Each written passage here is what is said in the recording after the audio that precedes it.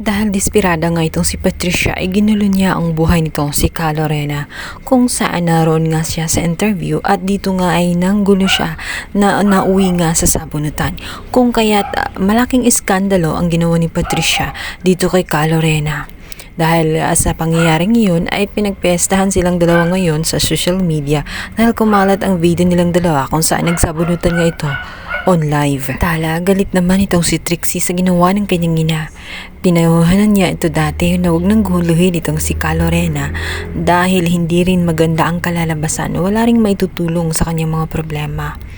Subalit, sinabi nitong si Patricia na naiinis siya sa babaeng iyon sapagkat ginagamit pa niya ngayon itong si Lilet at sinasabihan pa siya at iniinsulto dahil nga sa nagkahiwalay sila ng kanyang asawa at malamang hindi umano kinaya ang pag-uugali ni Patricia kaya umano humiwalay si Ramir sa kanya. Ngunit hindi papayagan ni Patricia na magkatotoo ang kanyang mga chismis dahil hindi siya pipirma sa naturang annulment ng kanyang asawang si Ramir. Samantala, hindi naman natuwa itong si Attorney Constantino sa gulo na ginawa ng kanyang asawa kasama nga itong si Patricia dahil masisira lalo ang kanilang reputasyon. Sinabi nitong si Ka Lorena na hindi niya papalagpas ang ginawa at ang pag-ieskandalo ni Patricia sa kanyang interview. Dinuwisan naman niya ang kanyang pangalan.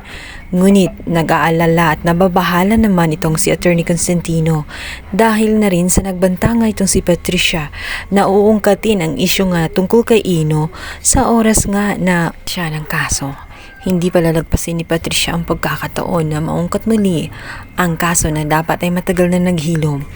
Kinakabahan si Attorney Constantino at sa tingin niya ay hindi magandang mag-apila pa siya. Ang dapat niyang gawin ay palagpasin na lamang. Baka humantong pa nga ito sa punto na si Ino ang mapapahamak dahil alam nila sa kanilang sarili na ang kanilang anak na si Ino ay may kasalanan talaga dito kay Trixie. Kahit pa man mapalampas ni Ka Lorena ang ginawa nga nitong si Patricia ay hindi pa rin matatakpan ang katotohanan na ang kanilang anak talaga ay nasa maling landas na sapagkat dahil na rin sa patuloy na pagtatakip nila at hindi nila ito hinayaan na maparusahan ay patuloy ngang gumagawa ito ng kasalanan na ngayon ay sumisingaw na nga lalo't si Meredith pa mismo ang nakakaalam.